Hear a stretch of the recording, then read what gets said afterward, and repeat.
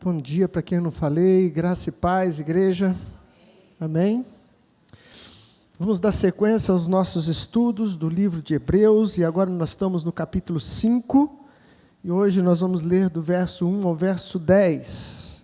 Hebreus, capítulo 5, verso 1 ao verso 10, que diz assim na versão NVI: Todo sumo sacerdote é escolhido dentre os homens e designado para representá-lo em questões relacionadas com Deus e apresentar ofertas e sacrifícios pelos pecados. Ele é capaz de se compadecer dos que não têm conhecimento e se desviam, visto que ele próprio está sujeito à fraqueza. Por isso ele precisa oferecer sacrifícios por seus próprios pecados, bem como pelos pecados do povo. Ninguém toma essa honra para si mesmo, mas deve ser chamado por Deus, como de fato foi Arão. Da mesma forma, Cristo não tomou para si a glória de se tornar sumo sacerdote, mas Deus lhe disse: Tu és meu filho, eu hoje te gerei. E diz em outro lugar: Tu és sacerdote para sempre, segundo a ordem de Melquisedeque. Durante os seus dias de vida na terra, Jesus ofereceu orações e súplicas, em alta voz e com lágrimas, àquele que o podia salvar da morte, sendo ouvido por causa da sua reverente submissão. Embora sendo filho, ele aprendeu a obedecer por meio daquilo que sofreu, e uma vez aperfeiçoado, tornou-se a fonte da salvação eterna para todos os que lhe obedecem, sendo designado por Deus sumo sacerdote, segundo a ordem de Melquisedeque. Até aqui a palavra do Senhor, amém? Graças a Deus.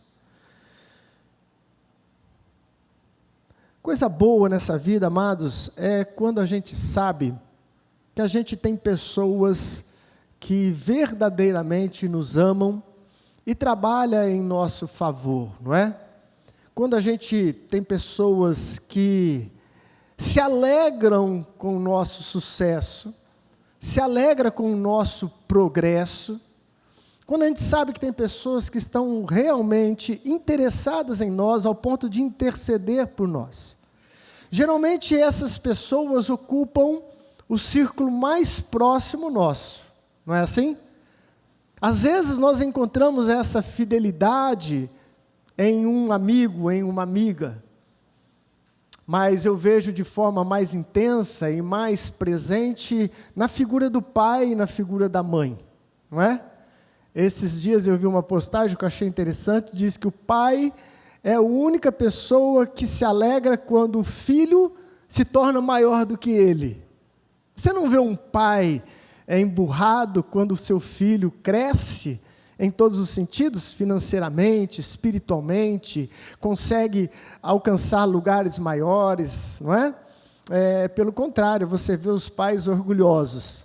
Essa semana passou na televisão, acho que essa moça é da nossa região, porque foi num jornal regional, que ela ganhou uma medalha de ouro no salto, não é?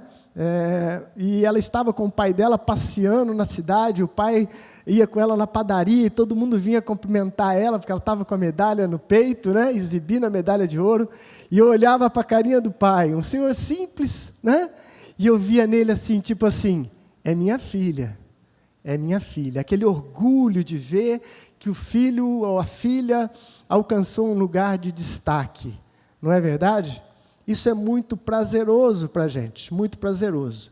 E hoje eu quero tratar de um tema que se encontra nesse capítulo 5, que fala que Jesus é o grande sumo sacerdote, o nosso sumo sacerdote. Vamos procurar entender qual é essa função de Jesus hoje, como sumo sacerdote, e poder tirar lições para as nossas vidas, na nossa praticidade da vida, não é? Porque a palavra tem que sair da história, né, do contexto bíblico e entrar para a nossa história pessoal, para as nossas vidas cotidianas. E essa é a nossa intenção hoje, quero compartilhar isso com vocês. Tem um vídeo que eu preparei ali, às vezes a natureza nos dá alguns ensinamentos, né? Alguns ensinamentos simples, mas eu fico olhando para aquilo e falo assim, olha, Deus está falando através da natureza. É uma cena, tá fácil aí, Rony? Tá? É uma cena simples de um veado que tenta atravessar um rio. Vamos ver a cena. Coloca lá para a gente, por favor. Sabe de uma coisa? Na natureza, para que um animal sobreviva, outro tem que morrer. Veja bem essa cena: um crocodilo, um filhote de gazela e uma mãe desesperada vendo seu filho em perigo. O que ela faz? Sacrifica-se. Entrega sua vida para salvar a vida do seu filho. E foi exatamente isto que aconteceu comigo e que pode acontecer com você. O inimigo está à espreita, esperando para nos devorar, para nos destruir. Mas a Bíblia nos fala que, como essa mãe gazela, lá do céu Deus viu esse perigo e enviou Jesus Cristo, e Ele se colocou em nosso lugar, entregando assim a sua vida. Aquele que deveria morrer, que era eu, sobreviveu. Ele entregou a sua vida ali na cruz, para que eu tivesse vida, e vida em abundância. Por isso, nessa manhã de hoje, eu te apresento o meu Senhor Jesus Cristo, aquele que a Bíblia fala que Deus amou o mundo de tal maneira que enviou seu Filho unigênito para que todo aquele que nele crer não pereça, mas tenha vida eterna. Deus deu o seu Filho, Ele entregou o seu Filho em nosso lugar. É só isso. Para quem não entendeu essa cena, provavelmente o filhote deste animal estava tentando atravessar este rio. E a mãe, provavelmente, ou o pai deste animal, ao perceber que o crocodilo iria pegá-lo, ela então entra no rio desesperada e se coloca à frente do animal feroz, a fim de poupar a vida do seu filho. E exatamente isso que acontece. Ela é devorada por este animal, enquanto isso a sua cria consegue atravessar e escapar da morte. Isso é um resumo para a gente pensar e entender que função é essa que Jesus exerce também hoje como nosso sumo sacerdote. Qual foi o papel realizado na cruz? Quais são as implicações para o nosso dia de hoje, a morte do nosso Senhor e a vitória na cruz do Calvário? Amém? Esse texto de 5 a 10, de 1 a 4, ele vai tratar de explicar as excelências do sacerdote levítico, arônico, e depois do 5 ao 10 ele vai fazer aquela mesma comparação que ele usa na sua forma de ensino, não é? Fazendo então uma comparação com a superioridade de Jesus Cristo com relação ao sacerdócio. Lembram, amados, que o livro de Hebreus foi escrito para os hebreus cristãos, não é? Os judeus convertidos que estavam passando por perseguições.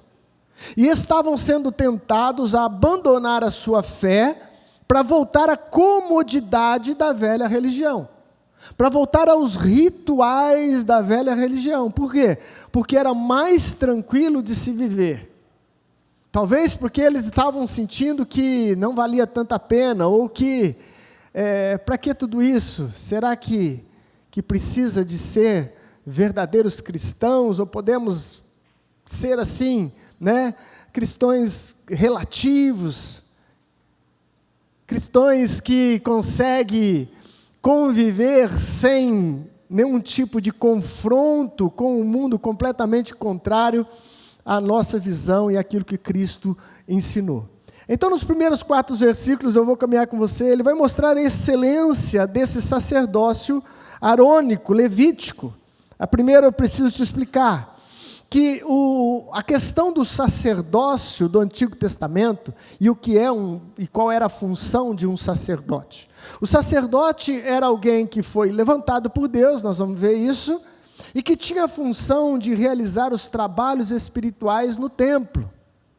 O sacerdote era aquele que levava o homem até Deus e também trazia Deus para os homens, através dos ensinos, através de estudos, através dessa intermediação dos homens para com Deus e de Deus para com os homens. Essa era a função do sacerdote. E o primeiro sacerdote que foi levantado foi Arão. E o Senhor, então, depois de levantar Arão, diz que toda a sua descendência seria, de forma subsequente, realizando esse processo de ser e ministrar como sacerdotes na casa de Deus. Então o autor aqui, conhecendo profundamente todo este contexto do Antigo Testamento, e ensinando e pregando para um povo que também conhecia, ele faz questão primeiro de mostrar a excelência do sacerdócio levítico. É importante, amado, que você entenda isso, porque Cristo precisava ser o nosso sumo sacerdote e também se encaixar nas exigências que Deus já havia dado para esse sacerdócio. Então ele começa a dizer: todo sumo sacerdote é escolhido dentre os homens. Primeira qualificação importante que o sacerdote tinha que ter, e não poderia ser diferente, ele tinha que ser um homem. O sacerdote não poderia ser um anjo, o sacerdote não podia ser um querubim, tinha que ser alguém da mesma natureza, alguém que pudesse representar o homem diante de Deus, teria que ser também um homem. E é por isso que depois nós vamos ver que Jesus teve que se fazer homem. A segunda coisa que ele fala é que, olha lá comigo, é designado para representá-lo em questões relacionadas com Deus. A segunda qualificação importante do sacerdote e do sacerdócio levítico é que eles tinham que exercer um trabalho espiritual. Não era um clube, não era um trabalho social, mas o trabalho era com maior foco na questão espiritual. Sacerdotes serviam a Deus e aos homens fazendo um trabalho espiritual. Amém? Nada contra os trabalhos sociais. Eu estou só passando qual era a condição do sacerdote levantado do Antigo Testamento. A terceira coisa que ele fala, isso também era uma qualificação exigida para um sacerdote, é que ele tinha que ser compassivo, misericordioso. Por que o sacerdote tinha que ser compassivo e misericordioso? Porque vocês têm que lembrar sempre que todas essas figuras do Antigo Testamento e todos os rituais da religião judaica tinham um propósito maior, que era apontar para Cristo, apontar para aquele que viria. Então o sacerdote tinha que ser alguém que exercia misericórdia, porque aquele que viria seria o campeão da misericórdia. E por que um sacerdote naquela época tinha que se compadecer com as pessoas? Porque ele mesmo tinha plena consciência das suas fraquezas. Portanto, ele se enxergava como alguém que precisava da graça de Deus e por isso olhava as pessoas com misericórdia e compaixão. Isso é interessante para a gente aprender.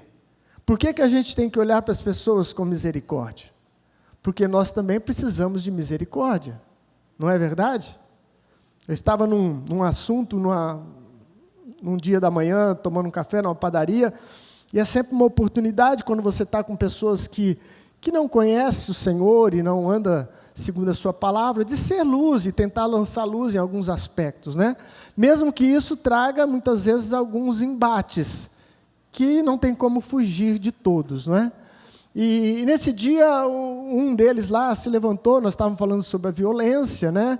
E de assalto, disso, daquilo, ele falou assim: as polícias têm que matar essas pessoas, tem que exterminar, bandido bom é bandido morto, não é?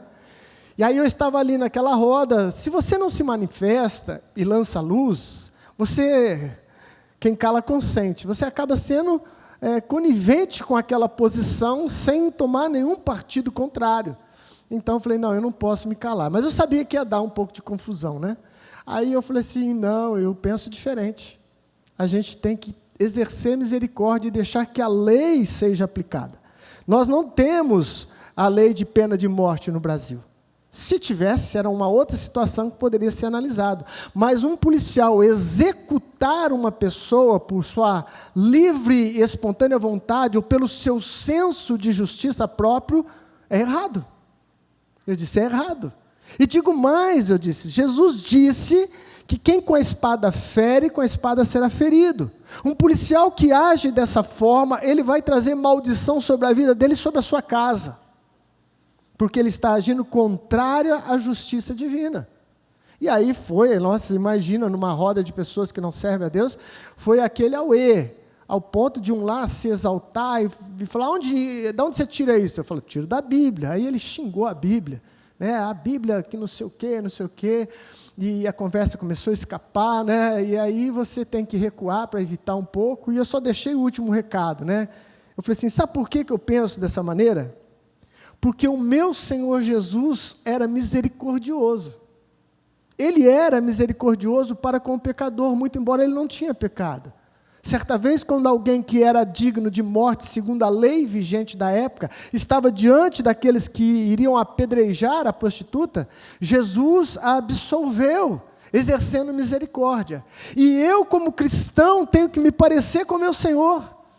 É por isso que eu não concordo, porque eu tenho que me parecer com aquele que é o exemplo em todas as coisas. Mas por que a gente exerce misericórdia? Porque a cada dia, ao olhar no espelho, a constatar o nosso dia a dia, a gente entende que somos também pessoas deficientes em várias áreas. Eu não sou um assaltante, mas eu tenho outros pecados e outras faltas que eu preciso também da misericórdia de Deus. Eu preciso da misericórdia de Deus. E é para terminar, falar assim, você já viu algum bandido recuperado? Eu falei, já conheço um recuperado. Falei, mas conhece pessoalmente? Eu falei, não, conheço pelo testemunho. De quem que você está falando? Eu estou falando do apóstolo Paulo, que era um bandido. Ele era perseguidor da igreja, ele assassinava cristãos, jogava na prisão, votava para a morte deles, e este homem se tornou o grande apóstolo Paulo. Não é verdade? Então é possível que um bandido se converta e se transforme num homem de bem. Nós temos que ser compassivos, porque um sacerdote tinha como qualificação necessária ser misericordioso. Posso ouvir um amém? Amém. Saiba você que você também é um sacerdote do Deus Altíssimo. Aleluia. Quarta coisa que era necessário, era uma qualificação necessária para o sacerdócio levítico, é que ele deveria oferecer sacrifícios por si mesmo e pelo povo de Deus. Ele se oferecia sacrifício, primeiramente, por si mesmo. Então, antes dele entrar, o sumo sacerdote, somente o sumo sacerdote, que era o líder maior dos sacerdotes, poderia entrar uma vez por ano, nós vamos estudar isso depois mais para frente um pouco, uma vez por ano, num lugar chamado Santo dos Santos, que era um lugar da presença de Deus, era o lugar máximo da adoração e do culto ao Senhor. Ali é que se oferecia o sacrifício pelos pecados da humanidade, da época deles, do povo de Israel. Mas antes que ele oferecesse pelo povo, ele oferecia sacrifício por si mesmo. Mas era uma função dele, então, apresentar o sacrifício por cada israelita que assim ali comparecia. E a quinta qualificação importante e necessária para um sacerdote levita é que ele tinha que ser chamado por Deus. Ele não poderia simplesmente por ter as qualificações necessárias dizer, então eu sou hoje um sacerdote. Eu vou começar então a servir no templo. Ele não podia fazer isso.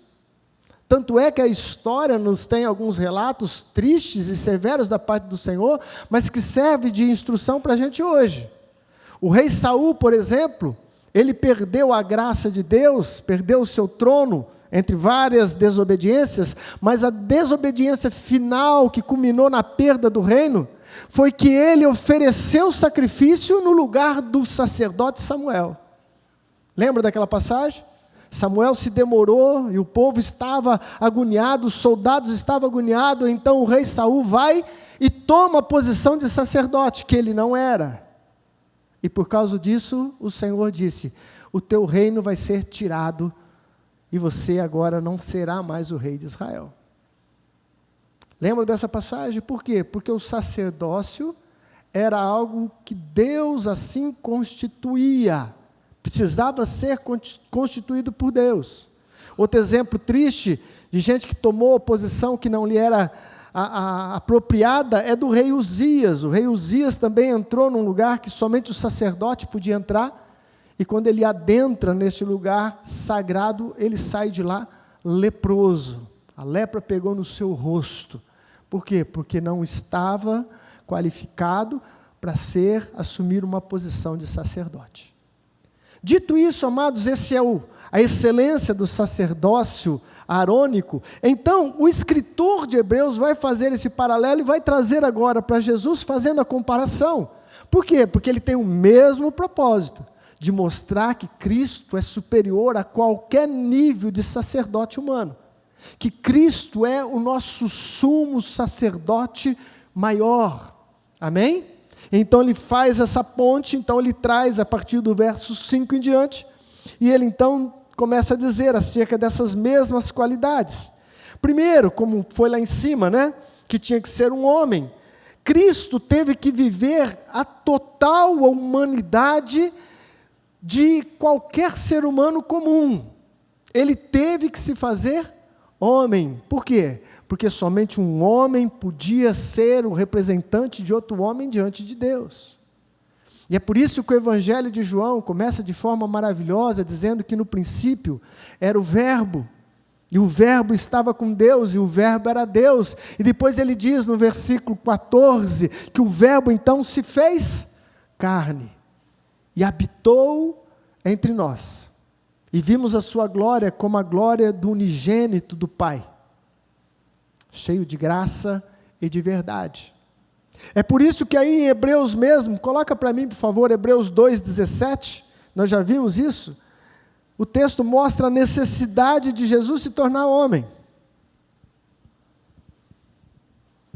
Hebreus 2, versículo de número 17, diz lá, por esta razão, era necessário que ele se tornasse semelhante aos seus irmãos em todos os aspectos, para se tornar sumo sacerdote, misericordioso e fiel com relação a Deus e fazer propiciação pelos pecados do povo. Então Jesus se torna 100% homem, com a única diferença de mim e de você, é que não herdou a mancha do pecado que carregamos por sermos descendentes naturais. Mas Jesus tinha as mesmas necessidades. E a Bíblia vai dizer que ele também foi tentado em todas as coisas.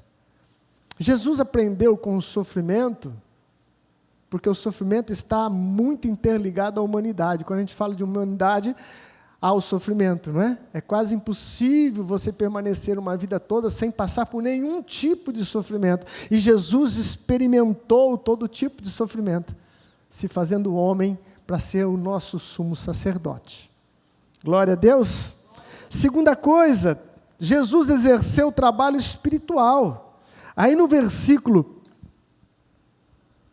de número 7, diz que durante os seus dias de vida na terra, Jesus ofereceu orações e súplicas em alta voz e com lágrimas. Com lágrimas. Jesus fazia exatamente o trabalho de um sacerdote, cuidando das coisas espirituais e intercedendo pelo seu povo. Jesus foi o homem que mais orou. Jesus passava a noite em orações. Jesus, para tomar uma decisão, dependia completamente do Espírito Santo. Não era coisa que ele decidia na sua mente. Para escolher os 12 apóstolos, se você for lá e acompanhar, ele passou uma noite toda em oração, e depois no dia seguinte, ele escolhe os seus discípulos, ele escolhe os seus apóstolos. Jesus aprendeu com súplica, com clamor e com lágrimas, fazer o trabalho espiritual. O trabalho espiritual, amados, muitas das vezes é acompanhado com essa incessante busca, com lágrimas, com pranto e com muito clamor, não é? Você que é o sacerdote da sua casa, o sacerdote do seu lar, você tem que entender desde já que você também vai precisar travar lutas espirituais em favor da sua casa, e muitas vezes é com lágrimas, com clamor, com muita oração diante na presença de Deus, porque isso faz parte do exercício do trabalho espiritual do sacerdote. E Jesus o fez com toda excelência. A terceira comparação é a comparação dita acerca de ser compassivo. Disso nós não precisávamos nem comentar. Acerca da misericórdia de Jesus e de exercer esse amor pelas pessoas. Mas em um grau infinitamente maior. Por quê? Porque o sacerdote levítico tinha que ter misericórdia das pessoas por causa das suas faltas, por causa das suas fraquezas, mas que não dizia respeito a ele próprio. Não é verdade? Então vinha alguém lá do povo e confessava um pecado. Eu chutei o cachorro hoje e tal, né? E ele tinha que ter misericórdia, porque somos falhos. Mas Jesus exerceu misericórdia quando ele próprio era a pessoa ofendida. Quando ele próprio era a pessoa que estava sendo agredida de várias das formas. E na cruz ele mostra o seu imenso amor e misericórdia, quando ele ainda ora por aqueles que estavam crucificando, dizendo: Pai, não lhes impute este pecado. Não lhes impute este pecado. Eu postei, eu acho que no meu Face, uma conversão de um homem que era ateu, contrário ao cristianismo, e ele é psicólogo, alguém de nome, formação, e que se converteu ao cristianismo. Ele está num podcast e sendo interrogado, né, ali questionado, e a pessoa pergunta para ele: qual foi o gatilho? O que fez você se converter ao cristianismo? E ele conta algo que eu fiquei boquiaberto. Eu nunca me converteria por causa daquilo, mas talvez ele, por conhecer toda a psicologia e a psicanálise, ele então absorveu aquilo como algo fantástico. Ele fala de quando Jesus, que está no Getsêmani, diante da traição de Judas, ele consegue, de uma maneira maravilhosa, romper com esse estigma da humanidade, do ódio, do rancor, e consegue falar para Judas: amigo, por que você está aqui? Olha que coisa. Ele pega naquele ponto onde ele está sendo Jesus traído pelo seu melhor amigo, ou um dos melhores amigos do seu discípulo Judas, e ao invés de ter ressentimento e rancor, Jesus demonstra amor e o chama de amigo. E esse psicólogo, ao entender aquele momento de Jesus, falou assim: este homem é o Filho de Deus. E se converteu hoje, é um pregador do Evangelho de Jesus Cristo. Porque entendeu que um Deus como Jesus é um Deus de misericórdia e compassivo. Tenha misericórdia das pessoas ao seu redor, meu irmão. Seja compassivo. Aprenda e entenda que a cada dia você erra em outros pontos. Essa pessoa pode estar errando hoje em coisas que você acha que é gravíssimo, mas você também erra, e quem sabe seja tão ou quanto grave ou menos grave, mas incorre em erro e precisa da graça de Deus. E a quarta coisa, Jesus ofereceu-se a si mesmo por toda a humanidade. Um sacerdote levítico oferecia um sacrifício de animal. Qual era o propósito do sacrifício de animal? Em primeiro lugar, apontar para Cristo. E em segundo lugar, diz a própria Bíblia que o sacrifício de animais não resolvia o problema do homem, mas encobria por um determinado período. Então o sacerdote pegava um animal inocente, o sacrificava e impunha as mãos sobre ele como uma questão de transferência de culpa, transferência de pecado, e ali então oferecia este animal em sacrifício pelo pecado do povo.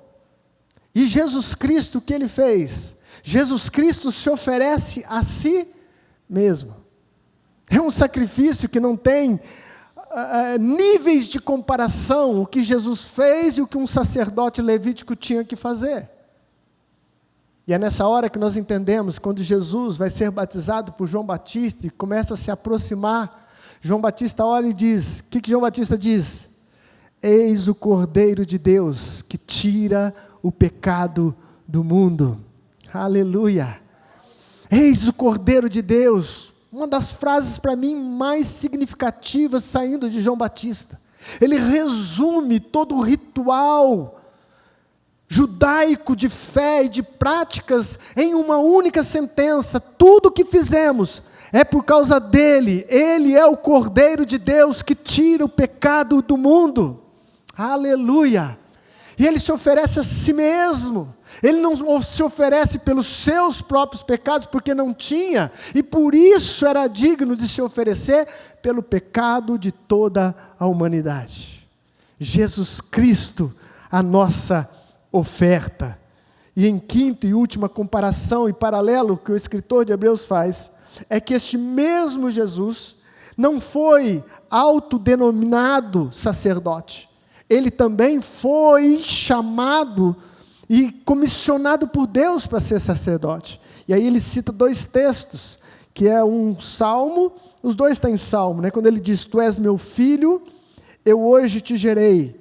E depois ele fala que o sacerdócio de Jesus é segundo a ordem de Melquisedeque. Esse Melquisedeque nós vamos aprofundar um pouco mais no capítulo 7, que o escritor de Hebreus vai um pouco mais fundo e nós podemos entender melhor. Mas só para dar uma passada e não ficar sem falar nada, quem era este homem chamado Melquisedeque? É um personagem que surge no Antigo Testamento. Somente 2 citações há sobre ele no Antigo Testamento. Uma está lá no livro de Gênesis e a outra está nos Salmos. E diz que quando ele se encontra com Abraão, então é abençoado por ele e lhe dá o dízimo de todas as coisas.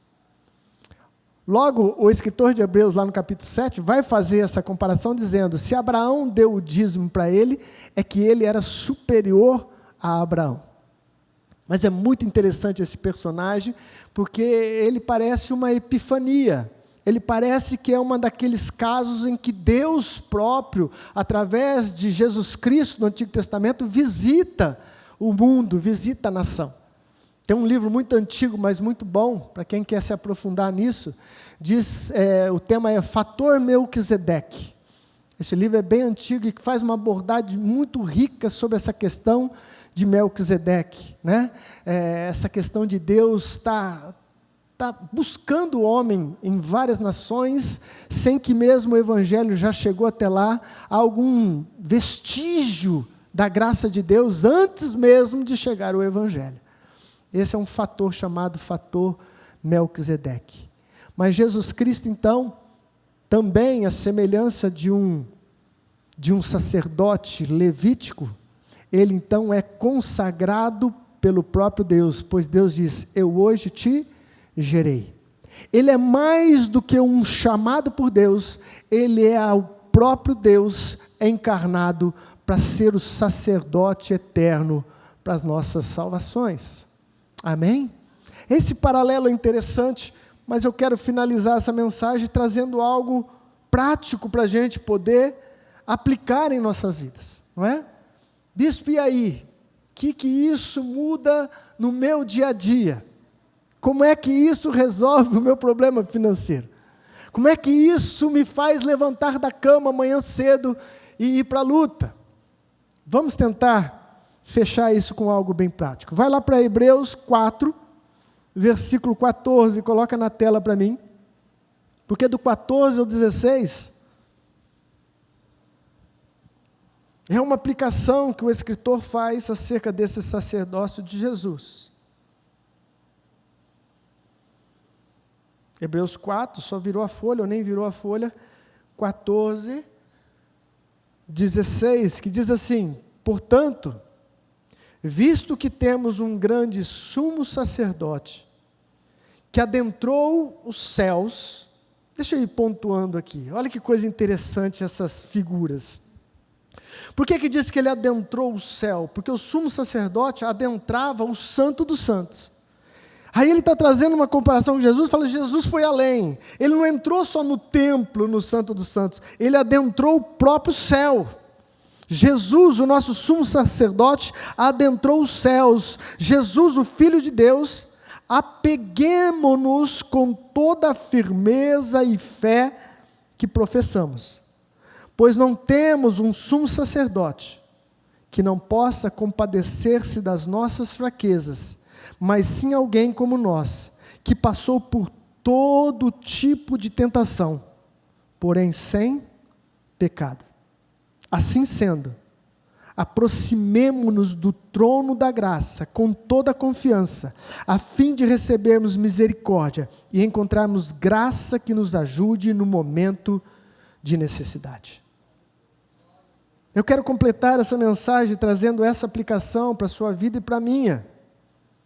O que significa então esse sumo sacerdote, esse sacerdócio de Jesus por mim e por você? Quando Pedro, amados, ia ser tentado pelo diabo, lembra daquela passagem? Pedro estava se vangloriando e dizendo: todo mundo pode te negar, Jesus, menos eu. Eu não vou te negar, eu vou contigo até a morte. E Jesus olha para Pedro e fala: Pedro, você não sabe de nada, Pedro. Você não sabe de nada. O diabo pediu você para te peneirar. O diabo vai te peneirar, Pedro. Misericórdia, né? Ser peneirado pelo diabo. Mas então depois Jesus dá uma promessa para Pedro. E é esse um dos fatores que eu quero que você aplique na sua vida, no seu dia a dia. Ele diz para Pedro: Pedro, mas eu orei ao Pai em seu favor.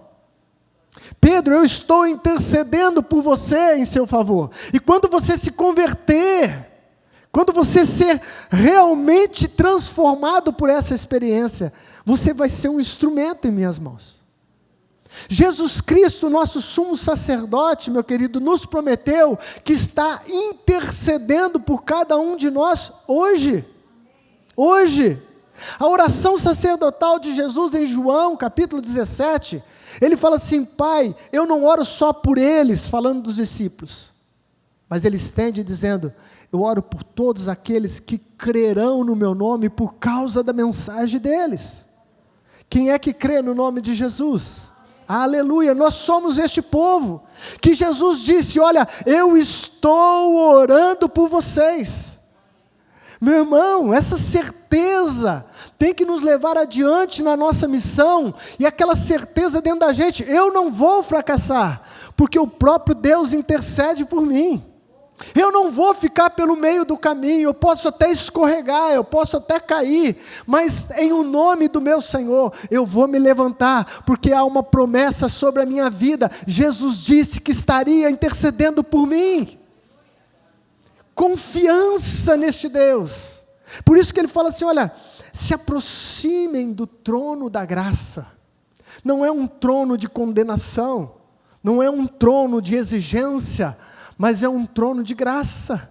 Se aproxime deste trono de graça, porque quem está sentado lá passou pelas mesmas lutas ou maiores do que você está passando. Quem está sentado lá experimentou todo tipo de sofrimento. Quem está sentado lá experimentou todo tipo de tentação. Todos os tipos de tentação. Ele sabe das nossas fraquezas. E Ele promete ajuda em tempos difíceis. Ele promete ajuda em tempos difíceis. Oh, amados, isso é confortante, em saber que ao meu favor está o meu intercessor, o sumo sacerdote maior, Jesus Cristo Senhor. E uma das funções de Jesus hoje, ele não disse: meu pai trabalha até hoje, eu também. Jesus continua a trabalhar pela sua igreja, pela sua vida, pela minha vida. O Senhor continua trabalhando, continua intercedendo, continua nos apresentando diante daquele que é o Todo-Poderoso. Eu me apego nisso, meu irmão, porque todos nós temos momentos em que nós falamos: nossa, será que vai dar? Não é assim? Será que eu vou conseguir? A igreja não isso, não aquilo, a igreja não correspondendo, a igreja não avançando, e vai ficando aquela carga, aquele peso. E nós precisamos recorrer às Escrituras e nos aproximar com confiança no trono da graça, porque Ele prometeu que haveria de nos socorrer. Ele também viveu tempos difíceis. Ele também agonizou no Getsêmani. Aliás, essa descrição do 7 e do 8, os teólogos acreditam que o escritor aqui está fazendo uma alusão ao Getsêmani, naquele momento em que Jesus suou gotas de sangue, naquele momento em que Jesus sofreu a maior angústia que um ser humano pode sofrer, ao ponto de ter acho que é uma embolia, os poros expelirem o próprio sangue. E por outro lado, há quem diga que isso foi um processo até mesmo divino, que o livrou de um infarto naquele momento, pois tamanha era a angústia. Aquilo era tipo uma válvula de escape do seu corpo. Mas o fato é que o próprio Jesus disse: eu estou angustiado até a morte. O meu Senhor sabe o que nós passamos. O seu Senhor conhece as suas fraquezas, sabe das suas lutas, e Ele promete que está com você, junto, orando, apresentando diante de Deus e te dando a garantia: você não vai fracassar, você vai chegar até o fim, em o nome de Jesus. Amém, igreja? Vamos ficar de pé no nome de Jesus. Oh, aleluia! Isso conforta o meu coração e me redobra o meu ânimo, para novamente erguer a cabeça, para novamente ir em direção ao alvo principal, que é cumprirmos o nosso chamado, que exercemos o nosso sacerdócio nessa terra, pois é para isso que fomos chamados, para sermos sacerdotes e representantes do Senhor na terra, em o nome de Jesus. Eu gostaria de orar com você, meu querido, em nome de Jesus. Talvez você se encontre em alguma dessas descrições, em um momento maior de luta. Não preciso ser profeta e nem ter revelação para dizer que muitos aqui passam por lutas, não é? Porque é natural, estamos no mundo, vivemos no mundo, e não tem como não termos os nossos embates. Mas sabe o que vence o mundo? É a nossa fé em Jesus Cristo. É a nossa fé que vence o mundo. É a certeza, por isso que diz o texto: aproximemos com convicção, nos apeguemos a essas promessas. É isso que muda e abre os caminhos lá fora. Quando os caminhos se fecham, se fala: não, eu tenho uma promessa, eu tenho uma promessa. Nós precisamos tomar posse daquilo que Jesus disse. Sabe, amados, quando eu terminar essa série de mensagens sobre Hebreus, eu quero me aprofundar em algo que Deus tem ministrado ao meu coração, sobre o poder da fé. Muitas das vezes Jesus ministrou cura para as pessoas, livramento, e Ele dizia para elas: a tua fé te curou, a tua fé te salvou, a tua fé te levantou. Há um poder sobrenatural na fé que é dado a cada um de nós. Você tem uma porção de fé. O que nós precisamos é entrar nessa dimensão espiritual, da certeza das coisas que Jesus prometeu. A fé é essa certeza, meu irmão. Se você não tem certeza, você não tem fé. A fé se apropria de algo que ainda não se tornou real, mas há uma promessa na palavra e você fala: é minha, em nome de Jesus. Eu não vou abrir mão disso na minha vida. Eu vou exercitar e exercitar cada vez mais a minha fé nas promessas de Jesus. Ore ao Senhor agora, meu querido. A palavra que o Senhor ministrou ao teu coração é que a vitória de Jesus na cruz não terminou na cruz. Ele continua exercendo o sacerdócio no céu. Ele adentrou os céus de uma vez por toda. E Ele está conosco em nossas lutas e embates, e dizendo: eu continuo orando por vocês. Confia nessa palavra. Recebe essa palavra, meu irmão. Encare os problemas do seu dia, da semana que vai iniciar, com uma perspectiva diferente. Deus é por você. Se o Senhor é por nós, quem será contra nós? Diz a palavra do Senhor. Em o nome de Jesus. Pai, nós entramos mais uma vez em oração diante de Ti, Pai. Absorvendo, Senhor, o recado que o Senhor deu a cada um de nós. Que o seu sacerdócio é eterno, que o seu sacerdócio não terminou, mas o Senhor continua a trabalhar com a sua igreja, o Senhor continua a liderar o seu povo. Tu és o sumo sacerdote, o Senhor continua, Senhor, a batalhar conosco as nossas batalhas, o Senhor continua, Senhor, liberando graça, misericórdia, como o sacerdote tinha que fazer. Portanto, Pai, em nome de Jesus, nós nos aproximamos deste trono de graça, onde não há uma condenação da lei, mas há um pagamento feito em prol de cada um de nós. uma sentença consumida, um ato já realizado. A vitória está na mão daqueles que crêem no Senhor Jesus Cristo. Portanto, declaramos em o nome de Jesus, que a nossa casa é abençoada em nome de Jesus. Nós declaramos que o nosso trabalho é o meio pelo qual o Senhor há de suprir todas as nossas necessidades. Todas as nossas necessidades, Senhor, nenhuma ficará de fora, seremos supridos em Cristo Jesus. Nós declaramos que temos um corpo abençoado, que a saúde é um projeto divino sobre nós, que a graça de Deus repousa sobre aqueles que creem, e nós declaramos que pelas pisaduras de Jesus, somos sarados a cada dia, sarados no corpo, na alma, no espírito, porque Jesus venceu. Pai, nós declaramos em o nome de Jesus, que estamos debaixo da intercessão daquele que é sobre tudo e sobre todos. E nessa fé, nessa ousadia, Senhor, nós vamos andar em vitória, lutando a cada dia com a cabeça erguida, como sacerdotes do Deus Altíssimo. Sacerdote no trabalho, sacerdote na minha casa, sacerdote na escola, sacerdote na rua. Eu tenho um ministério dado por Deus, eu sou um instrumento de Deus, eu posso religar as pessoas, eu posso ajudá-las a ter um encontro, uma conexão de novo com o Deus vivo. Eu posso ser luz em o nome de Jesus. Eu creio nisso, Pai. Eu recebo em nome de Jesus. Amém. Erga a tua mão para o céu. Que o grande amor de Deus Pai, a graça do nosso Senhor Jesus Cristo e a doce presença do Espírito Santo esteja conosco e com todo o povo de Deus, hoje e para sempre. Amém. Deus abençoe a sua vida, meu irmão. Vá em paz em nome de Jesus.